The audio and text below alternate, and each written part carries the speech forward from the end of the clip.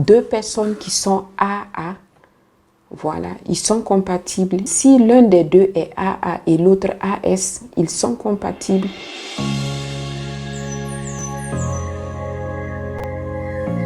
L'électrophorèse de l'hémoglobine, c'est une analyse qui va analyser l'hémoglobine. C'est important de connaître son électrophorèse de l'hémoglobine parce que, en fait, c'est pour éviter de transmettre des maladies génétiques graves à sa progéniture ou à sa descendance. Il y a la drépanocytose. Ensuite, à côté de la drépanocytose, on a ce qu'on appelle la thalassémie. C'est une forme de maladie génétique comme la drépanocytose. Oui, c'est caractérisé par un défaut de production de l'hémoglobine. On va dire que deux personnes sont compatibles quand ils ont tous les deux une hémoglobine normale qui est l'hémoglobine A. Ou bien si ils ont tous les deux une hémoglobine anormale mais qui n'est pas grave comme l'hémoglobine C.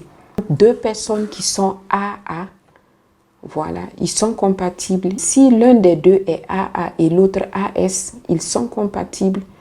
C'est vrai qu'ils vont donner des enfants AS, mais qui ne seront pas drépanocytaires. Les conséquences pour deux personnes incompatibles qui veulent être en couple sont nombreuses. Deux personnes désirant être en couple et qui sont incompatibles vont probablement donner des enfants drépanocytaires.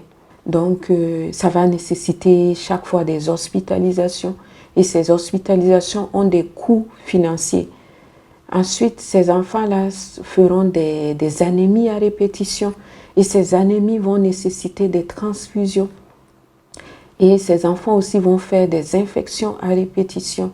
Et tout ça, c'est vraiment lourd de conséquences. Et parce que ça va jouer sur la qualité de vie même de l'enfant. À l'endroit des personnes désirant se marier, en tout cas, le conseil que j'ai à leur donner, c'est de faire un bilan prénuptial. Voilà, parce qu'à la mairie, c'est un papier même qu'on demande. Et dans ce bilan prénuptial, il y a l'électrophorèse de l'hémoglobine qui leur sera demandée. Donc, c'est nécessaire vraiment de connaître son statut hémoglobinique pour pouvoir prendre la bonne décision.